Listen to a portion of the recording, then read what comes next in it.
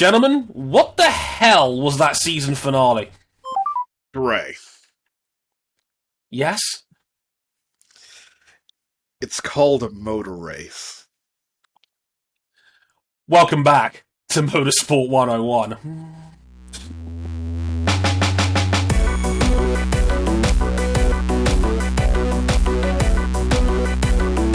And we all lived happily ever after. Hey, let's go! Let's see if you can find us one more time, real quick. God, I wish it was that simple. I wish it was so simple. I wish they had just hit each other at turn one and crashed out. It would have been so much simpler. Nobody wanted that. I prefer it to this. It's one of those things where, in hindsight, we actually probably would have liked it more. Hi, gang. Welcome to episode 335 of Motorsport 101. I'm your friendly neighborhood host, Trey Harrison, and welcome to the season decider heard around the world. Amazingly, this is not the first time this season I've said this. And we have a title decider that went exactly how we didn't think it would go, and somehow it probably turned out worse for it. Because, of course, this season that's been one of the greatest and one of the most dramatic came up with an ending that not even we could have foreseen. So we're all just sitting here, shaking our damn heads, pondering our life decisions, and wondering how in God's name did we even get to this point. We will try, and I do mean try, because there is no guarantee we'll get there in the next hour and change or so, about how the hell we got to this point.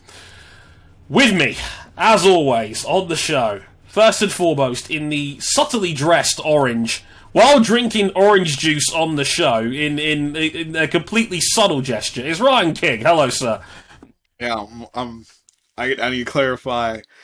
I'm wearing orange for every other reason except the one you think it is. It could be KTM. It could be the Knicks. What do you have to celebrate as a KTM supporter right now? It was unfortunate coincidence. Look. As my brother famously said on our Discord server, Remy Gardner won the Moto2 World title, but at what cost? And that's King for you. RJ, how you doing, man? My favorite indoor sport is back. The World Darts Championships on. I'm actually got it on the background while we're watching this. I had to... Right. So what would be like the opposite of a Formula One paddock in terms of like social interaction? What would be like because that's what I needed to get to earlier this week in the last couple days, as I was saying. So you're telling me that you needed to go outside Madison Square Garden after a Knicks game. That's the opposite of a Formula One. Bing bong. No, because I can't afford tickets. I can't afford single day tickets. No. Knicks.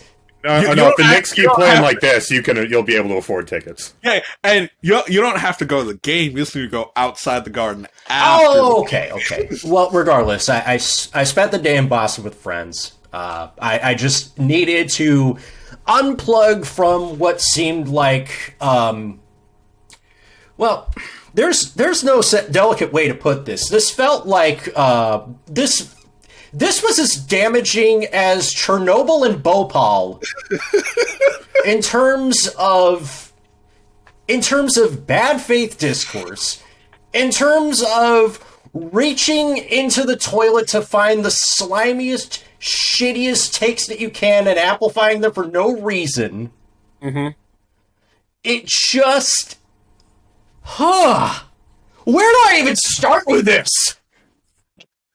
I've got nothing, and I'm lead host here, and I'm still trying to figure this out. Cam, how you coping down there?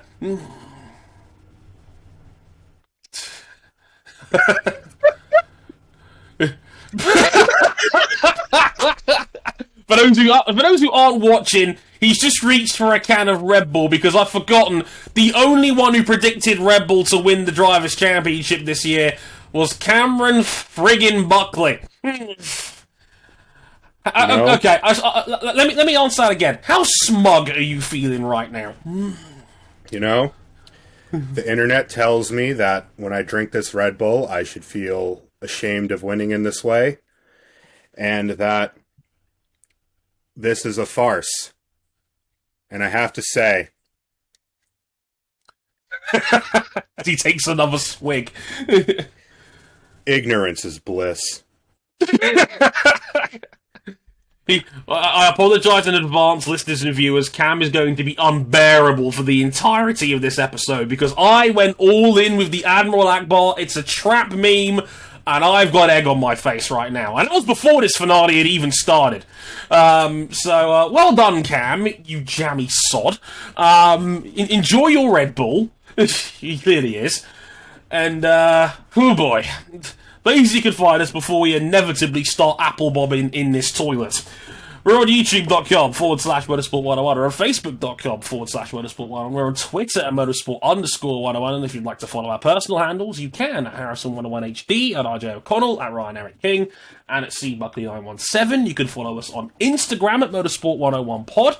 Our website, motorsport101.com, which got a brand new sprucing up last week. Check it out already, as well as some extra thoughts from me. Because I've got some extra thoughts from me on the finale. There's a couple of pieces on there about that, because we go hard in the paint when there's a all-time ridiculous season decider up in here. And yes, we're also available on Patreon. If you really, really like us and you'd like to back us financially on there, you can at patreon.com/motorsport. And look, there you go. We spruced it up for mobile as well. RJ's showing it off right here. All the content you could possibly handle right there and then. It's sexy. It's beautiful. You'll love to see it. It's color coordinated too. Oh yeah, it's like it's dark and purple, just like my soul. Huge thanks to our website designer Steph Hunter for that one. You can check her out at Silver Coach. She does the Lord's work. My bio for me. My bio will be on the website soon. I just had to take this week to have a slow mental breakdown about the sport I love. Fair. Entirely fair, given the way this week has played out. But if you really like us, you can back us financially on Patreon, patreon.com/motorsport101. You can check us out on there. $5 gets you early access to all of our audio shows. $10, you get upload to the video version of all our shows. And you get the chance to enter our supporters club, where you can listen to these episodes live as they're being recorded. Gentlemen, we can put this off no longer. It's time to open the toilet bowl and review the 2021 Abu Dhabi Grand Prix.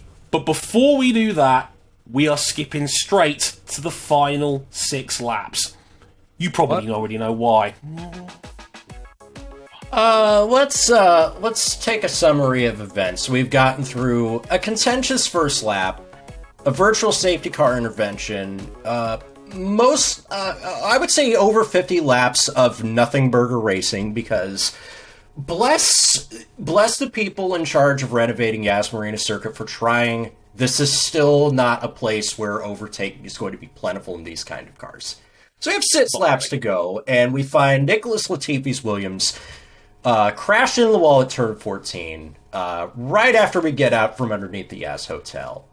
He hits the wall. He's fine. That brings out a safety car.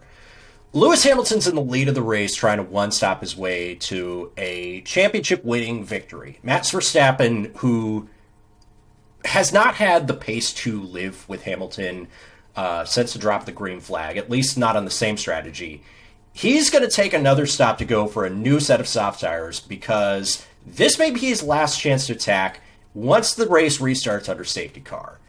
But it looks like the race is going to end under safety car. Latifi's car gets cleared. Lap cars are not allowed to overtake. We have Hamilton at the front of the safety car queue, and then we have 5 lap cars in between him and second place Max Verstappen.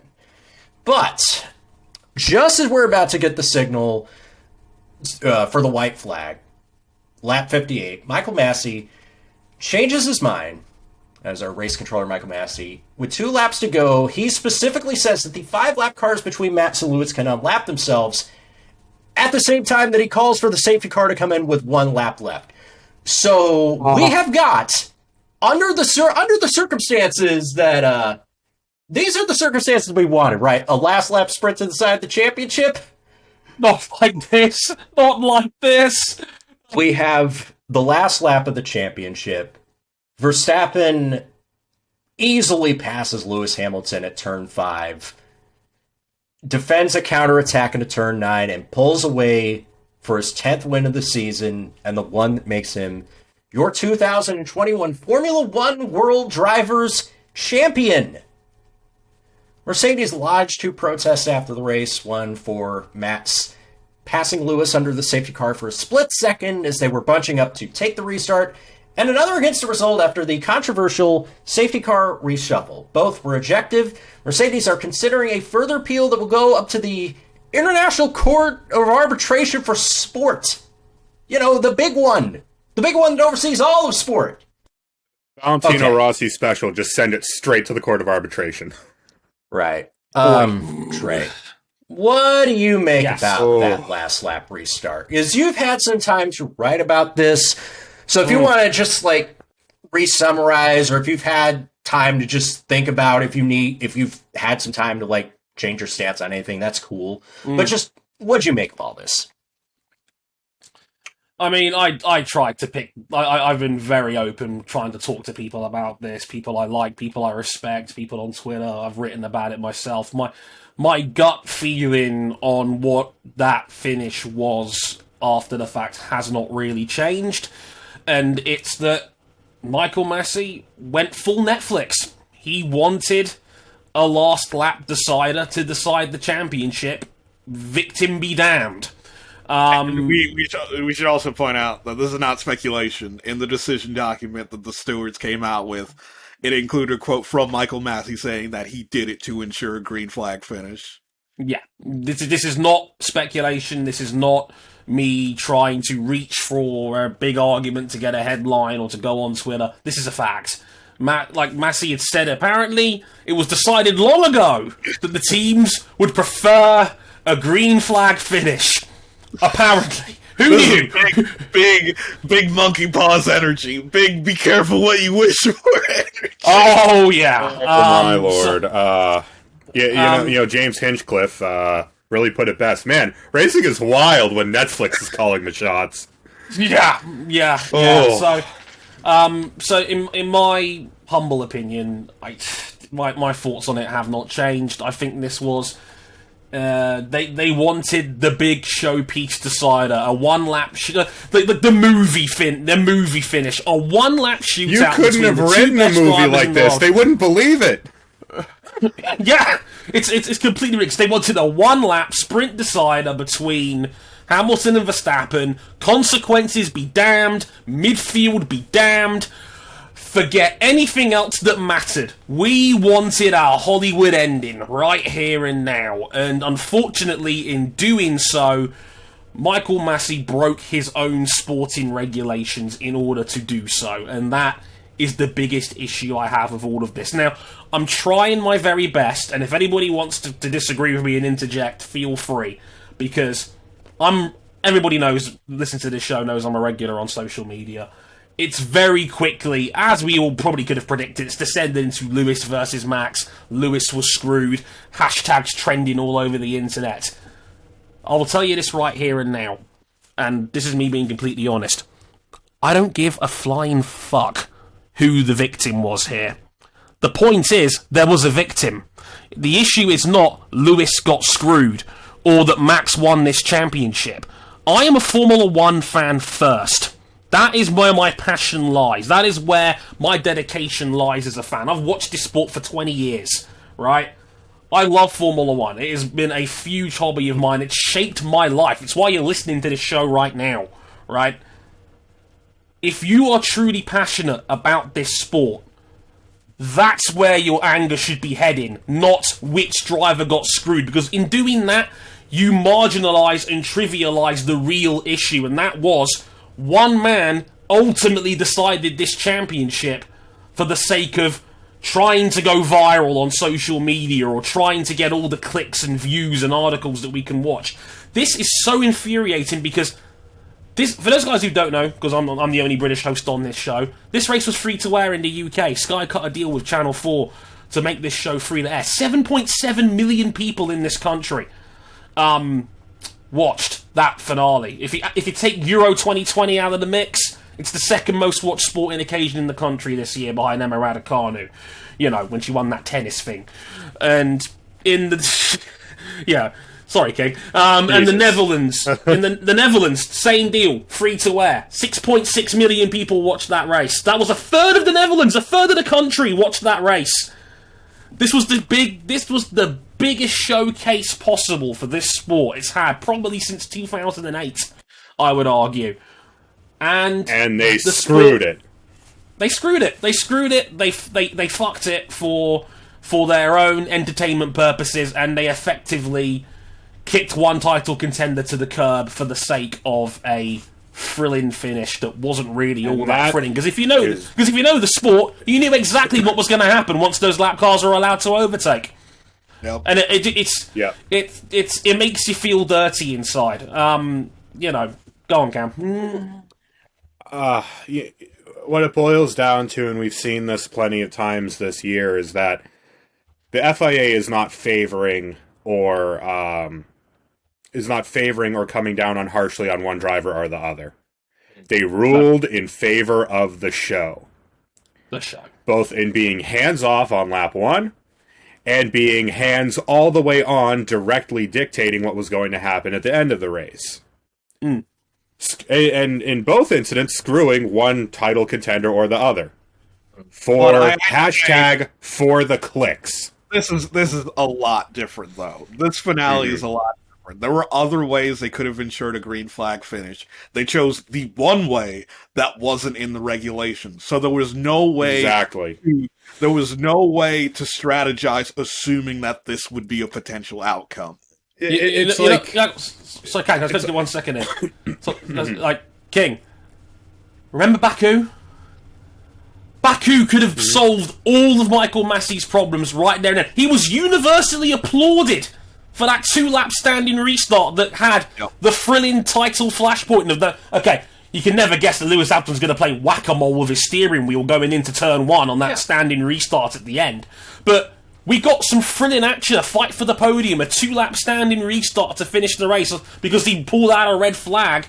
So I don't know how much of that was on purpose and how much of that was the damage of Verstappen's car, etc., etc. But, point is, Michael Massey could have ended that race right there and then. He could have called it because we were past 3/4 distance. He could have called it. That's what I'm thinking. When they saw Latifi's car in the barrier, I'm thinking, why didn't they throw a red flag? And I know coming off of Saudi Arabia, when we're all having a moan about free tire changes, that, maybe Lewis Hamilton would have just gotten the perfect launch off the grid again and won the championship, and none of this would have ever mattered. But at least it would have ensured a fairer fight to the finish. The thing that I don't understand is that the call that lapped cars were not going to be allowed to overtake came pretty much immediately. Right. It was like, bang, bang. 3 laps to go. We're releasing some of the cars and also the safety cars coming in. Yeah, which because this all would have been... That's also against the rules. You're not allowed to do that. If the same lap you let the lap cars through, you also have to restart the race the following lap. You're legally not allowed to do the same on the same lap. Yeah, if you wanted to ensure the finish as it ended up happening with the 2 title contenders at front, the lap cars were organized the prior lap. Let them through on 56 instead of 57. You know, you're still going to have people aggrieved here, but you're not going to have broken your own regulations to create. At least it would have been in the rulebook. Yeah. Because you have to remember, at first, lap cars were not going to be allowed to pass, and then what has become a running theme over the course of the year, Red Bull got on team radio, complained about it, and we don't know if that changed Massey's mind or not, but we got a new message saying, okay, lap cars can now overtake. We only need 1 lap to race, I think was Christian Horner's comments. With 3 to go. And they were not the only one. Alonso was furious on the radio when the call came down that lap cars were not allowed to race. It's like they tried to make everyone and no one happy at the same time.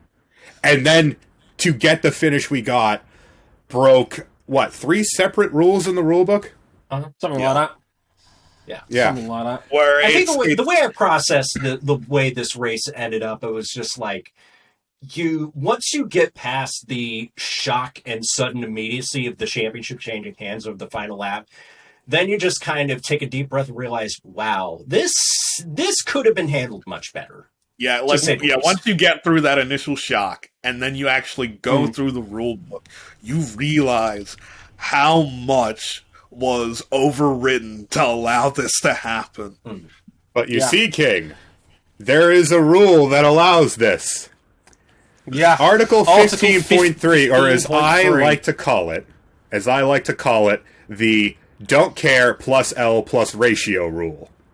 Michael Massey is a god king and can do what he wants. Yeah, and that should be reserved for things like, Belgian Grand Prix when we have monsoon conditions. Not just to, cover your own backside when the first and best option you could have taken to ensure an idyllic green flag finish between your two title contenders for the win of the championship when you fail to act on that. I feel I need to point this out, because on social media, obviously, me and a bunch of other people were quick to point out how Massey was ignoring the regulations. And like a crucifix to a vampire, Verstappen fans were in my replies, just replying just simply 15.3, 15.3. And the idea that the only justifiable reason that the race director could override the regulations is simply that he can is not a good argument to why he should. No. It's the stupidest argument imaginable. It's like, it's okay because he can do this. Like, nobody likes it's the scene. It's the scene. It's the scene from Parks and Recreation where he just hands over the piece of paper. I can do what I want.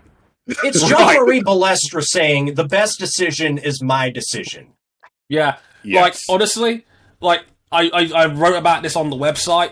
I described it as the end of the 10th Doctor's run on Doctor Who. If anyone's ever seen it, my favourite story ever on Doctor Who is The Waters of Mars. If anyone's ever seen that episode, you know how the last 15 minutes of that episodes go, where Tennant is on the back of the rocket ship going, the laws of time are my own, and I'm gonna win, and he changes a fixed point of time just so he can win the battle against this unknown alien threat. And the consequences of that action, I'm not going to spoil it for you, go out of your way to watch that episode, but the consequences that come about as the end of what that happened at the end of that episode are cataclysmic. It changes the entire history of the planet because of how that story ends. And this is essentially what happened here. I can jump out of the window right now. Legally, I can do that. It doesn't mean you should do that. And please don't. If you cannot see the problem, a memorial episode for you, buddy.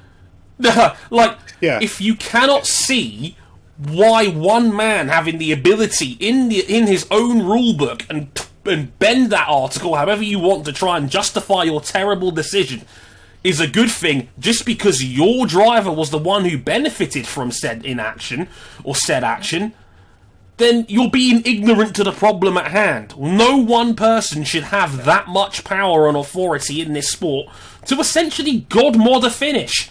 That's ridiculous. Because I'm pretty sure we would be talking about the situation with everything reversed if Massey had done the opposite, not restarted the race and ended the race behind the safety car. Yeah, I think Verstappen fans will still be pissed off because obviously Hamilton's won under yellow, but at least no one can say the sport's been put into disrepute. I can understand. I don't know about that. I think even beyond that point, it's what confuses me with that is that we cleared Latifi's car with 3 laps to go. Yeah. And we had time. The lap cars were lined up. Let them pass. Only you've already made the call that they're not allowed to pass. Yeah. So it's like you've decided that the race is not going to go back to green. Yeah. And then you cover your own ass to create a green flag finish by breaking your rules when all of that could have been avoided. So it seemed like before, I want to say external interference, before the decision was made to reverse that call, it seemed like we were going to go green, but with all the cars in place. Right. And even then, Verstappen guys might have been a bit pissed off, but then all the guys that are in the traffic jam are going to immediately get blue flags. They're going to get out of the way because there's blue flags immediately. Like, if there was 2 laps to go, Verstappen might have still had a reasonable chance of winning that race. Oh, he was going to get it because the operative thing here is that Verstappen had so much tire advantage that it took 2 corners. That's true. That's true to an extent. But I want to jump in and say that it takes him catching one car at the wrong corner to get stuck behind for 6 or 7 or how many other corners, and then all of a sudden not in the first half of the lap. Not in the first half of the lap here. But for him to clear 5 cars like over 2 laps, it's still an effort. They're like, it's still an effort. The thing is, Sainz did, because Sainz, of course, got stuck behind lap cars that weren't selected to overtake. Yeah. They had already gotten out of the way before we had hit the hairpin where Verstappen made the move on Hamilton.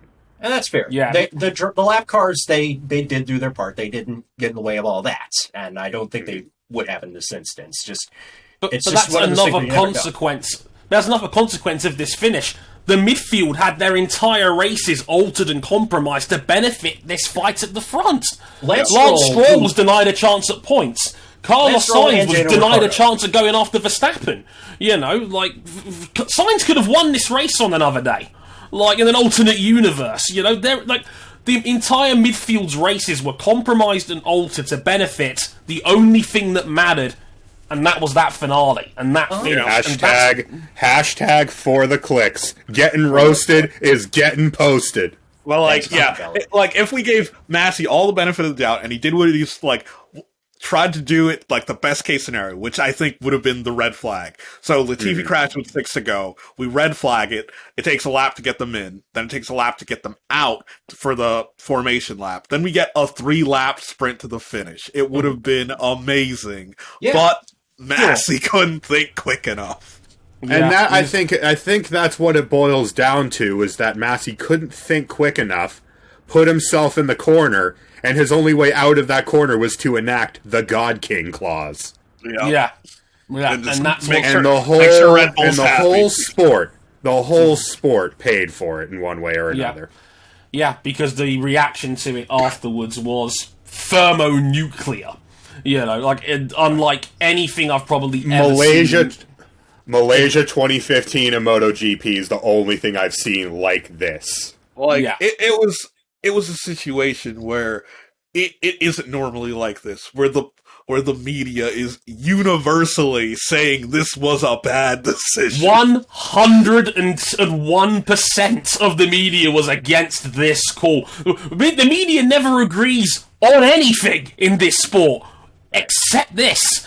This was the one time that everybody in unison was like, you done fucked up. It's incredible. What it ended up doing, what this ended up doing, no matter which side of the fence you're on, is it denied Lewis a chance to defend himself, although I do think he could have and should have done a better job of defending that position, even if it meant putting Verstappen all 4 off. And it denied Max the chance to properly earn it if you take that viewpoint, because it was a gimme. It was a gimme pass at the end of the day. You still take those if you're Verstappen. At the end of the day, your name is on the championship trophy, but it left a bad taste in everybody's mouth. Indeed. And, well, what next, gentlemen? Because we, as we're recording this on Wednesday, we don't know. Mercedes have about 10 hours left if they want to lodge a second appeal to the International Court of Appeal. I don't think they lose any. I don't think they stand to lose anything if they decide to go appeal. Besides a bit of cash. The problem is right now is that you know that meme of President Barack Obama putting a medal on Barack Obama. That's kind of the FIA investigating themselves here, because at the end of the day, Article 15.3 supersedes the other rules. the paper that says I can do what I want. Yeah. And that's the going to only hold way up. it's going to go any further, that's going to hold up in that instance. And the only way it goes further is if it goes to the International Court of Appeals for Sport. But the right now, Court of Arbitration. Court of Arbitration. Yes, Me think. Look, the Red Bull's now damaging my brain cells. And currently, as of December 15th, 4:12 in the afternoon, in 8 minutes we can blaze it. Right now, it's kind of split whether Mercedes is going to pursue this or leave it alone for the reputation of the sport. We just don't know as of right now. They've got 10 hours to make There's a no call. decision. There's got 10 no hours. way they could proceed with this appeal in a way that makes them look good. Because they proceed with the appeal, it continues the perception that they're sore losers. Whether or not the perception is true, I'll leave that up to you to decide. If they don't appeal, it looks like they're just rolling over and Well, what accepted we've that got they right got now fucked is over. Mercedes trying to scrub social media of any aspect of them celebrating their 8th consecutive World Constructors title. And Not that they can really do that. Toto Wolff being absolutely lost in the sauce. I don't think they care so much in about that Valtteri party. Bottas getting lost in the sauce of that same party, mind you. Oh my! Yeah. Everyone who won a championship Cannonball! was just pissed out of their mind. Jeez, imagine if that had happened at 10 Downing. Oh God! No idea what you're talking about. No idea. It didn't happen, but if it did happen, they absolutely followed the rules. Anyway, it's Mercedes on social media. Look, they're not the team. They just make the tweets. I don't want to go too far into that because they literally They're not just making make any the tweets right now. Yeah, In fact, and the all problem they've is, really tweeted since the end of the race is the have no official words. result of the appeal. Yeah, we have no words, and that's about as far as it's gone as far as tweets written by them. yeah, I mean, look, this is a lose-lose for everybody involved. I would completely understand if Mercedes wanted to take this as far as they can, because it's bullshit, and they missed it. They're the ones that ultimately lost out as a result of a bullshit call. And if they want to take that as far as they want to take it, that's ultimately on them, and I could not blame them if they were to do something like that. Not at all. The question is that... admittedly, as like a complete outsider, nothing's going to change in terms of officiating if Mercedes don't protest. Right, you know, and like they're literally giving the prizes out tomorrow, you know. So it's In fact, the FIA gala, well, all the World Championship, Constructors Championship winning cars are present except for 2. Yeah. The 2 that wear the 3-pointed star. yeah, it's getting petty already up in here. It's a good day to be Toyota Gazoo Racing. What can we say? I know. GR10 for Race Car of the Year. Let's go. We get the whole stage to themselves. Now, look, I would not blame them all if they wanted to take it further. According to a couple of sports lawyers, they have a compelling case. Whether Mercs want to do that and further, you know, it's.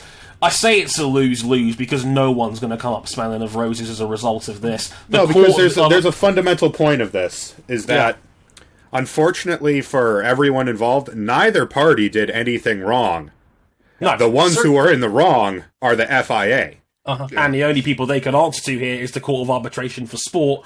And they could conceivably, it's not a ridiculous scenario, they could overturn that finish. And if they overturn that finish, Hamilton can end up with the championship. And then what the hell do we say? What the hell do we do then? Oh, Verstappen was denied a championship that he had no indication or no say in losing. Well, and if that happens, then the other parties and like other racing teams, because not just Red Bull benefited from this, their sister team, Yuki Tsunoda, baby, we'll get to him later. I'll get to that. I'll Other put a pin in teams, that. other teams lost out, and other teams gained from this. Yeah. Of course. And ultimately, someone is getting punished either with action or inaction on this one. No matter I what, don't think someone's the going end to lose here. result of this will. I don't think we're going to change the end result of this race based on what the Court I of don't think so Arbitration either. of Sport No. says. Even though But I should point out that CAS has overturned other competitive results before. Oh, yeah. It's absolutely yeah, they possible. absolutely have. But that's my point. One way or the other, someone's getting punished here due to the FIA's incompetence. Right. And that's the question I want to pose to you fellas is, should Massey go? And if yes or no, what else needs to change? Tie him to some cinder blocks and drop him to the lake at the McLaren Technology Center. We do not condone this, but he can hang out with Tim Goss down there. Look, someone needs to be held accountable for this, and it's hard not to point the finger at the race director that's already had question marks asked about. It's a bit like the Houston Astros cheating scandal. What ultimately came up with it? AJ Hinch, a very successful manager in baseball, had to stop managing for a year and lost his job out of it. They had their front office gutted because they were seen as having lost institutional control. That's a phrase that comes up in college football as well. They've lost institutional control. At this point, that's what's going on. I'm fully prepared for Michael Massey to either be made to resign or resign of his own volition, because he got the hell out of Abu Dhabi with answering no questions. None whatsoever. Yeah. I don't blame him. A lot of the only people going out there. The only people out here answering questions willingly were wearing dark blue and red. Yeah, I'm fully prepared for Michael Massey to be made to resign or to quit of his own volition. What I don't have confidence in is, you can replace somebody who's been largely unpopular since the day that he took his job under terrible circumstances. But I don't think that alone is going to change anything just from replacing one. The issues are systemic. But he earned his pink slip, I would say, this incident, because ultimately he exercised executive control over the situation. And there's a couple times that he's been in the right to do that this year. At Spa, it was a fringe, unseen situation, and he broke the rules to try and ensure that we got some racing. He failed. Ultimately, that's not on him. Yeah. No, he did the same at Saudi Arabia. He did the same at Saudi Arabia to enact the plea deal, which was probably the best piece of stewarding done in Saudi Arabia. Sure. But man, this stunk. This was bad. Sanitation workers were seen in his office. They couldn't take that smell. People blame Michael Massey for shit that isn't even under his jurisdiction, but this was worse than sending cars out to qualify. This was worse than sending cars out to qualify while there were still safety vehicles on the track in Turkey. This was worse than if you do things by the book, at the end of the day, it's not going to be your fault. It's going to be the fault of the FIA. You invoke 15.3 and take executive control of the situation. If something happens, it's on you. Yeah, that is on you, pal. And something did. Something did. And we certainly did. And heads are gonna roll. And it's so infuriating that we need consistency in this sport more than ever, because people are going to be at each other's necks regardless. And we've had complicated scenarios play out multiple times this season. Look, he did this in Belgium. I 100% endorsed what he did in Belgium. He tried to put a race on, which is ultimately what we all wanted as fans. A lot of people still gave him shit for that. And I was one of the few people to defend him, saying, look, in that scenario, I get why he did what he did. Like, that I can understand. Belgium was a genuine act of God. I've never seen that track with conditions that terrible. Well, and there lies the problem with this use of 15. Nigel? Well, 3. Yeah, no, because this wasn't his own say. Yeah. No. Geez, it felt like it at some point. What this was. 15.3 usually comes into play when there is a fringe situation that we don't necessarily have rules for, or those rules cannot apply due to the situation at hand. In this case, we had rules. We had rules written fine print, and they were ignored for the benefit of the show. Mm-hmm. And that motorsport cannot be officiated in that way. No. We give NASCAR and IndyCar and even recently WC, what are Freitas? generally regarded as one of the best stewards in the business, oversaw a WEC finale where the GT Pro Championship was decided on a dump and run. We could get into Formula E and all the mess of this season. And right we could there. get into every NASCAR. It's there. MotoGP. Right there. The FIA with the WEC finale. They officiated in favor of the show. With FE all year, they officiated for the show. And when you try to take hands off, or you try to let certain things go because you're afraid of them affecting the show, that's when they do. Nobody because wants you're not being consistent. Nobody wants Tim Donaghy calls in the Lakers vs. Kings series played out on track. Nobody wants to see someone get a 25-second time penalty for taking way too soon to repass a car like we had in Belgium 2008. We don't want to go back to like hard-ass penalties. We don't want to go to penalties like ticky-tack penalties deciding a championship, but this was like that on the opposite end of the scale because the referee swallowed their whistle. Yeah, and that's the problem. Yeah, and they put out a big old belch. And there's going to be huge ramifications for this sport and how it looks itself in the mirror, and not only to themselves, but to the people that are watching going forward. And this story will not end. We'll probably have more on this most likely next week when we do our season review episode. There might be more that comes up between now and then. In fact, I think there's a good chance there'll be more on this. It's guaranteed. We'll know whether well, Mercedes is taking this further or not. We'll know. The FIA will have a new president. Both candidates have already, made comments about the situation. Sweet, succulent use of a new event to get ahead in an election. Yeah. I love democracy. So more on that on next week's season review. So, gentlemen, shall we talk about everything else that happened let's get into as a result this. of all this? I mean, there's a few things we kind of have to talk about here as well on top of all this. First and foremost, we have a new world champion. That happened. That happened. Max Verstappen, 2021 Formula 1 world champion. Brackets, for now. Close brackets. But right now, it counts. It's good. He's going to get his... Shut up, Cam. He's going to have his trophy tomorrow. Right? We have to... trophy. Playing suit on? The better man won. I'm inclined to agree. Look, here's the thing. Here's the thing how I view... Here's one of the things, if you believe in karma, if you believe in swings and roundabouts, right? Oh, God, be careful here. I'm not being careful. I'm dancing on the edge of the cliff. I really thought Lewis Hamilton was owed some shit officiating after getting off pretty light in Silverstone. What I did not expect was the worst officiating in the history of motorsport to plunge an axe into his title challenge. Yeah. Oh, God.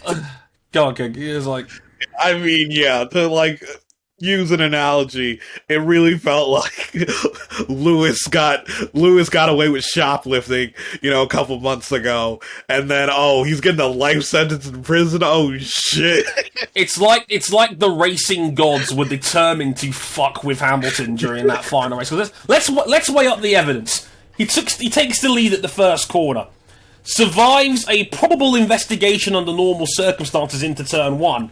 He survives 6 seconds of lost time in a fight with Sergio Perez, who, by the way, was friggin' brilliant to back the wagon up after the first round of pit We'll stops. expand on that later. That was the single most important piece of number 2 driver driving all year.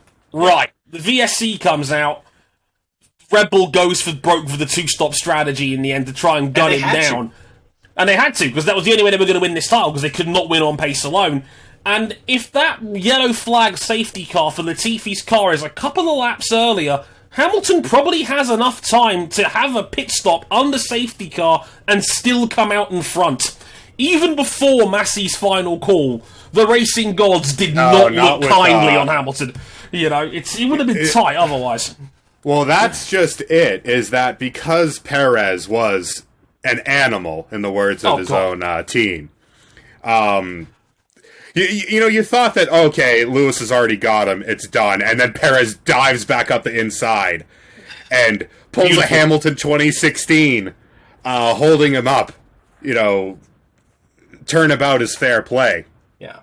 This was really... And that 6-7 seconds that he held him up was the 6 or 7 seconds that Hamilton could not use to pit regardless of where Verstappen was, regardless of the safety car, and be safe from Verstappen on that final safety car restart. Yeah. Right. Perez, not that we knew it at the time, not that we knew what Massey was about to do to this race. Sergio Perez will never have to Played buy the meanest piece of number 2 driving, maybe ever. Sergio Perez will never have to buy another drink in the borough of Milton Keynes again. Never. Yeah. Sergio Perez and Nicholas Latifi have a lifetime supply of Red Bull. There are employees at Red Bull that are trying to fund him a roundabout in Milton Keynes as we speak. I am not joking. This is a real thing. Can we also take this opportunity to point out that if you're out here sending death threats to Nicholas Latifi and by extension Mick Schumacher over this, you're a repugnant piece of shit, and you don't deserve internet access or a Formula One TV subscription. Yeah, it's not that important. It's sport.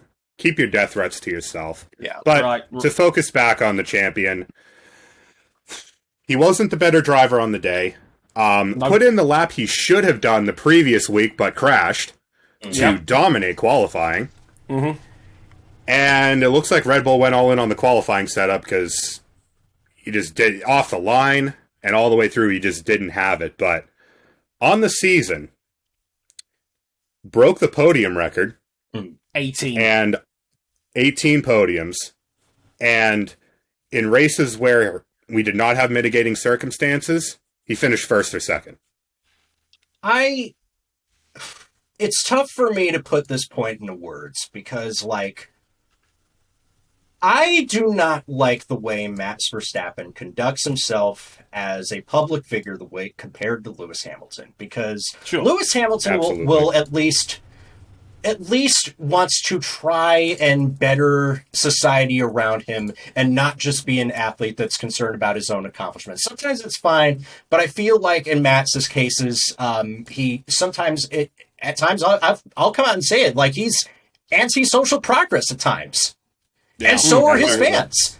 Or it'd be better off, it would be better off if he said nothing at some points. But I will never ever assert that he frauded his way to a championship after a 10-win, 18 podium season.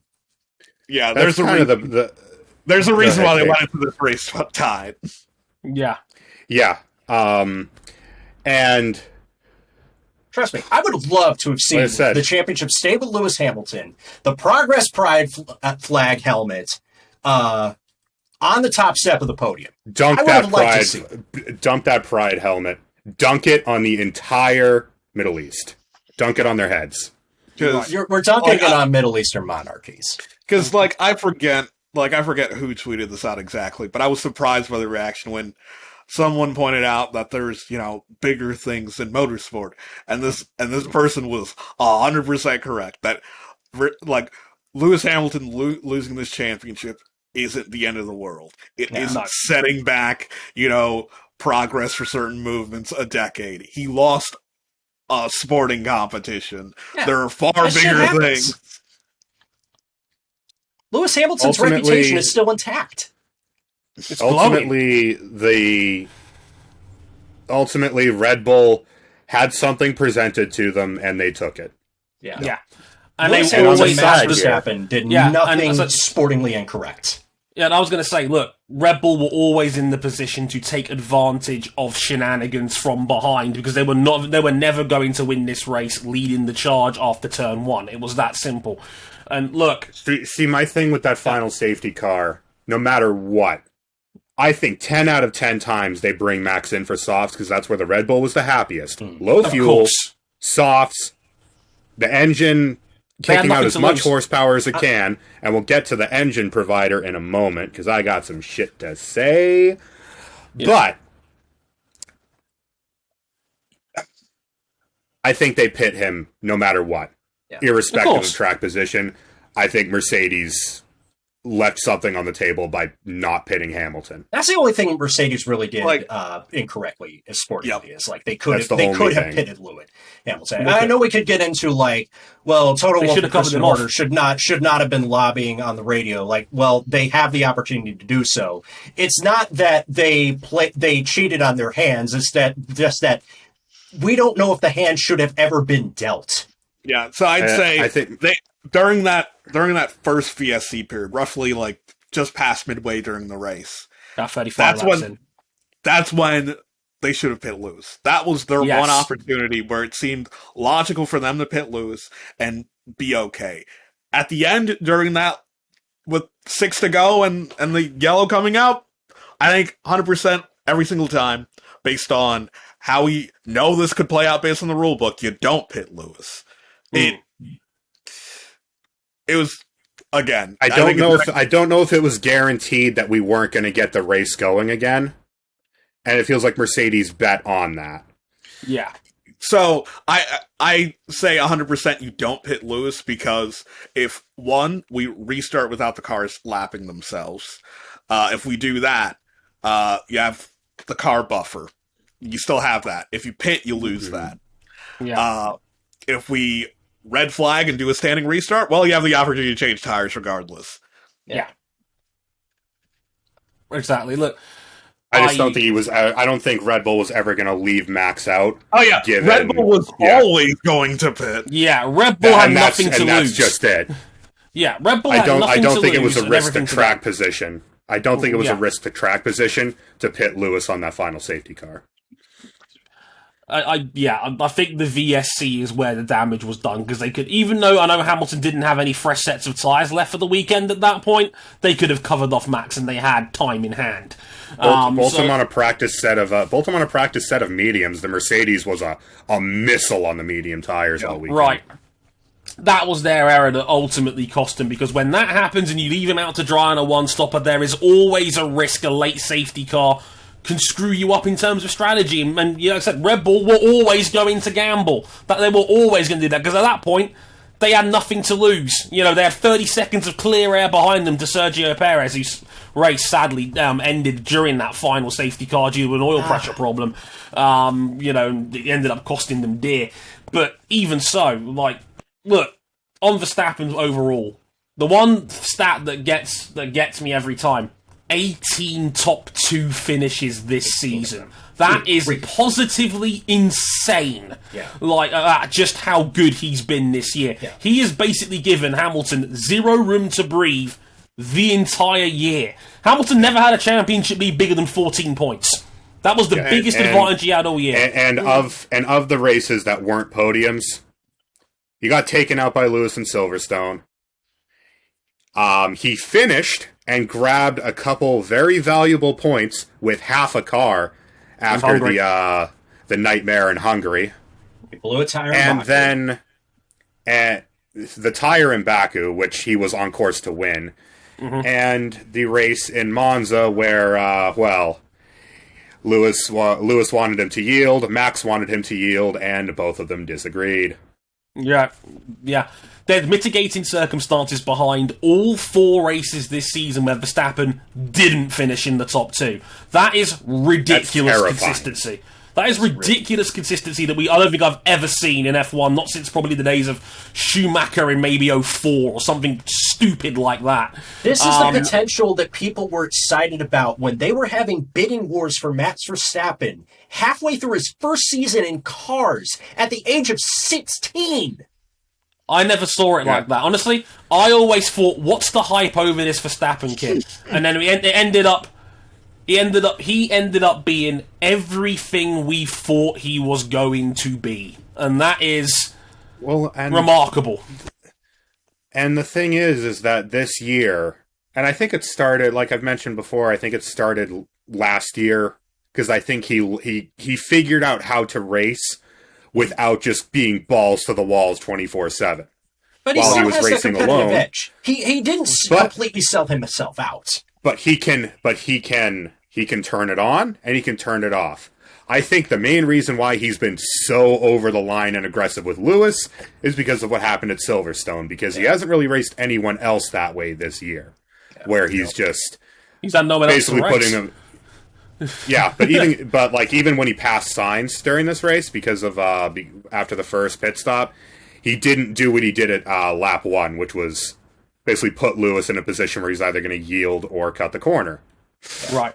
And then he cut the corner, and race control ruled that he would have given back the time that he gained as he was rejoining the track, which, okay, they're side by side in the middle of the corner, and then by the time they exit the complex, Hamilton is a second up the road and pulling. Yeah, I thought... I'm not bothered at all by them not asking Lewis to give the place back, because ultimately I think it was kind of it was a legitimate but a borderline move. Saying that he had given the time gained back was nonsense, and it was it was a hands-off call because of the show. Look, I'll sum it up in a sentence. Brazil, Verstappen left the track and gained an advantage. No investigation necessary. Sport goes wild, get a right to review. That was settled or whatever. Saudi Arabia, Verstappen cuts the corner twice and gains an advantage. First time round, the plea deal. Second time round, 5-second time penalty. So we've established that we may or may not have seen a make-up call. Third time round, Hamilton leaves the track, blatantly gains an advantage, no investigation necessary. And so when is a penalty not a penalty? For the last race, and the justification for in Saudi Arabia was that Lewis did not leave the track, Max did. This time the reverse happened, the reverse call happens, because the FIA is so good at their jobs. Right. And it's great. It's great times. Look, we've got to talk a little about some other things in here as well. Congrats to Honda. It's a damn shame that Honda wins a title again. It's like Marc Marquez wasn't even necessary this year. Who'd have thunk it? It's a shame they're leaving us. 5 laps! 5 laps at this track in 2014! 5 laps in the back of a Mazda McLaren. It's Honda so great to see Honda put it all together, and I know that technology is going to be put to good use. I hope it's going to be put to good use when all of it is transferred into Red Bull's hands going forward. Yeah. I would like to think they will be back at some point. Because traditionally, history says, you saw it on the top of Yuki Tsunoda's helmet, tradition kind of says that, like, they get bored of it for a while, and then they decide, we'll kick it around again. What's the worst that could happen? The way they were talking after this one, and considering Honda's current chief operating officer, I'm not entirely sure about that one. What I will say is that Honda were a joke. Honda were the laughingstock of the motorsport world for 3 years. 3 years. They were 5.1 seconds a lap off the pace in 2015 Australian Grand Prix qualifying.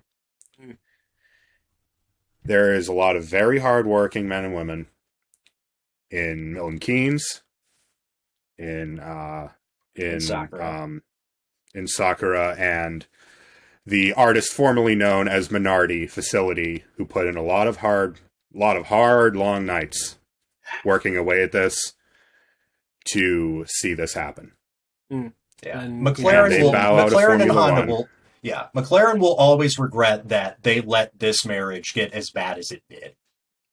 Yeah, and there was fault on both sides, but I think that given where this engine manufacturer came into the sport a year early, wholly unprepared, and with an engine that could barely see out single-digit laps, to bow out, rightly or wrongly given the circumstances, as those who toppled the mighty Mercedes empire, at least in the Drivers' Championship, is a testament to the work of those people in Japan, Britain, and Italy.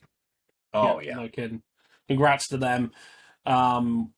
We got to give a shout out to Lewis Hamilton as well. I mean, he was phenomenal.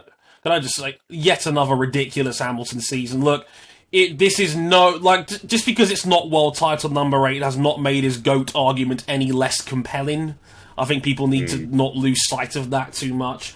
And I also, on a human level, want to applaud him and his dad Anthony for handling that defeat with such grace and dignity. Because do you know how hard it would be to want to make eye contact with Max Verstappen, let alone shake his hand and congratulate him and his son on winning a championship? That's a Lord.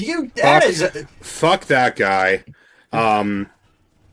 Lewis Hamilton's probably the most mature person in all of this. Yeah, the way he's handled it has kind of not really been seen other than today, December 15th, when he was knighted. He is officially, in writing, Sir Lewis Hamilton. Give him a sword in the cockpit. Arm him with a sword. Yeah. And look, it takes two to make a season. Like, this season deserved to not have what happened happen. And it's because of these two. 3-lap sprint. He made that possible alongside Max, and I can only commend him for the year. Yeah. On a basic human level, Hamilton handled this with immense grace and dignity. I said it on Twitter, I'll say it again here. He is an unbelievable ambassador for this sport that I could not have dreamed of when he made his debut 14 years ago. And the sport is in very, very good hands with him as its figurehead, no doubt about that. And he grew into it, much like Sebastian Vettel did. Oh, yeah. Look, I couldn't be prouder to be a Sebastian Vettel fan after the year he's had, because Sebastian Vettel doing donuts for P11.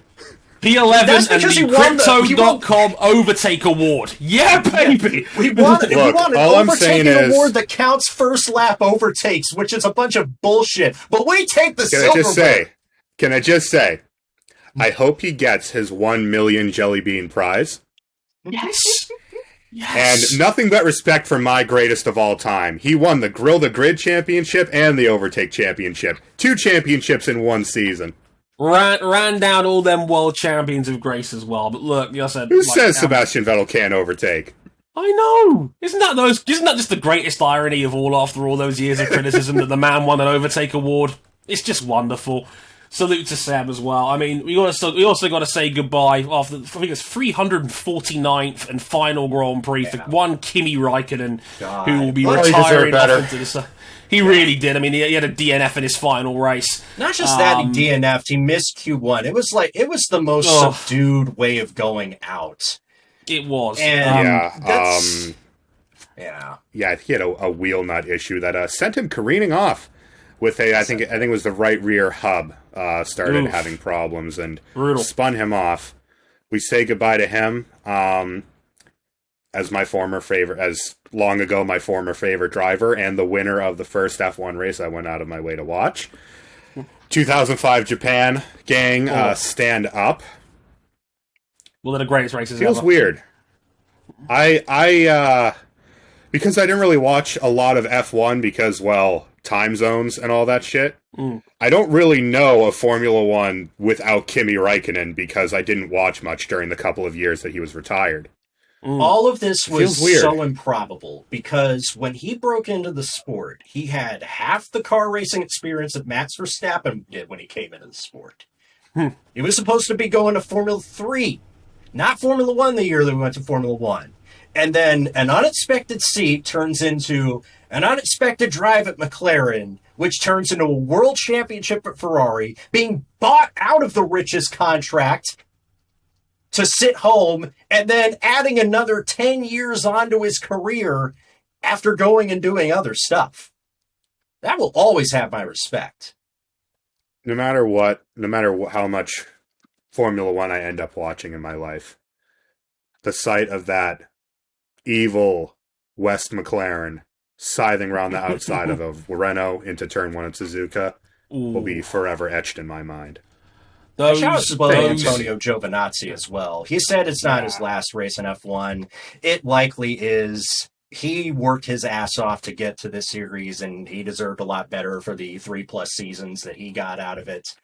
Tell you what, do not suck at driving. Aggravating with Gio is if he drove the way he did in the second half of the season, the way he did in the first, he might still have his job. Yeah, frustrating indeed. But he still has great hair. Look, shout out to Italian Jesus. Yeah, look, shout out to Kimi as well. Look, man, I will never forget some of those low fuel runs that Kimi Raikkonen was doing, like essentially in qualifying trim growing up as a young adult, seeing those timing gaps get bigger and bigger. Raikkonen had more outright speed than almost anyone I've ever seen in this sport. It's a kind of, if anything, it's kind of a shame that he became such a cult figure in the second half of his career, because I think it almost lost sight of just what a damn good racing driver he was until about 2014. And it's kind of a shame how social media has kind of wrapped up how we think of these drivers, and time changes how we perceive people over the years, but. Raikkonen was a goddamn amazing racing driver. 20 we know Raikkonen wins, as the caricature of himself, but I think over time we're going to get to realize that like this guy's really good. And I know he only has one world championship for show for it, but I do think it would be, in a strange way, it's kind of fitting that he is a world champion. Maybe not the most decorated champion that there is, but at least he has one to show that, like, hey, when I was at the top of my game, I could do things that were so incredible. 17 points out with 20 available. If you want to watch Kimi Raikkonen, peak Kimi Raikkonen, watch the end of the 2004 Belgian Grand Prix. Left in this, not a dissimilar situation right at the end of the race, in an inferior McLaren ahead of two F2004s, turned to Michael Schumacher and said, bet. Oh, yeah. And won McLaren's only race of that year. Peak There's not many people you could say that to 2004 Michael Schumacher. He did. Yeah, he did. A salute to him. And just before we go, fellas, how do we feel about it all? Like just speak from your chest for a couple of minutes. I mean, how do you feel now? I mean, we're what, 4 days out of this now? Yeah, 4 days out. Is that a phone I hear? Because I fucking called it. You did. However, you had the faith in Red Bull from start to finish. There is no shame in that. You called it. You called it, man. I called it. However, didn't expect that. No, I don't think anybody did. You know, can't say I expected it to end that way. No. Look, for me personally, it's a damn shame seeing a thermonuclear reaction. This was one of, and we'll talk about it more next week during our inevitable F1 season review. This was one of the best seasons I've ever watched between two incredible racing drivers. One probably the greatest of all time, one that probably will be one of the greatest of all time by the time it's all said and done. It was a remarkable title fight that's going to leave a horribly bitter aftertaste in the mouth, because we as a fan was, ironically, in the sport trying to produce a great finish, ended up producing the worst finish possible. And that is horribly cruel, and I can understand why the reactions have been so nuclear to a degree. I don't like F1 Twitter to a larger degree. I think a lot of it is stupid and wrapped up in emotions, and sports fan it is nuts. Sorry, Cam, just 1 second here. But just it's a damn shame, because I hope as this ages over time, people remember how wonderful this fight was to get to that point. And honestly, I think it necessarily how it ended. I've got optimism that we will remember this championship pursuit more fondly about the way that we built up to this point rather than the way that it ultimately ended. Because in 2021, there were enough moments in one season to outstrip many of the seasons before that. I've said it before, I've said it again. Like, if the racing was this good for the last 4 years, they wouldn't need to change anything next year. Right. Yeah. After the season we had, Formula One, Lewis Hamilton and Max Verstappen deserved better than what was given to them to cap this off. Yeah. This season was so good, had so many flashpoints, had so much just good racing. And competition at the front, all the way through the midfield battle was phenomenal this year. Yeah. I mean, unless you're Haas, but, Haas F1. But it deserved better than the way it ended. Absolutely. And I hope that as it ages over time, however this ends up getting ruled, because no matter what, one side is going to feel aggrieved, and rightfully so. Mm-hmm. I hope we can remember the racing. Yeah, definitely. Dang. Wow, I don't know if we can, but I can hope. I think we're all in King. agreement on that. Yeah. King, this is Also be amazing. King. Yeah, I'm looking forward to next year. I'm looking forward to 2022. Whether Michael Massey will be there in 2022 or not, that depends. You watch. He's going to resign. He's going to get himself a Twitter account, and he's going to have takes, and everybody's just going to forget all this even happened. Right, perfect ending. Look, it's guys, it's been real. You guys enjoyed that, and we did it. We got through 2021. We're free. We are free. Next free. week, we got our end of season party stuff. We got our Formula One season review next week. That'll be our Christmas special, and then the week after that, the Motorsport 101 awards are back. That's going to be fun as well. We'll break some of that down as well. We might even get Cam in a suit this time. Who knows? One can only try. Although I do appreciate the Godzilla shirt, most definitely. That was well played. Than a suit. Yeah, I agree with that. That's the represent. This is Honda's power unit this year, right here. A monster, indeed. Yes. Right. So our season review will be next week. Hope you guys tune in for that one. I've been Dre Harrison. Let's wrap it up before we get out of here. Wait, basically, once one more time. YouTube.com/motorsport101, Facebook.com/motorsport101, Twitter at motorsport_101. Our personal handles on the screen. If not, at Harrison11HD, at RJ O'Connell, at Ryan Eric King, and at CBuckley917. Instagram, Motorsport101 Pod. New website, Motorsport101. Check it out on there. There'll inevitably be more from me on there. Yes, I used the word shit show to headline an article. Way to get that SEO. All that's on there. Patreon.com. I should just let you know that it won't come up on SEO because it's a profanity. I know! I thought it was funny. Let me have my funny. On patreon.com/motorsport101. You can back us on there for all that good stuff as well. I've been Dre Harrison, they've been RJ O'Connell, Cam Buckley, and Ryan Eric King. That was the 2021 Formula One season, and boy, was that a lot, to say the least. Until next time, sayonara. Later, y'all! Bye. It's the only time I'll ever get a championship prediction right on this show. I love how both Sergio Perez and Valtteri Bottas in their final races gave us the ultimate experience of number 2 driving. Perez defending for his life, being the ultimate wingman. Terry Bottas, just vibes. Just vibes. Just vibes.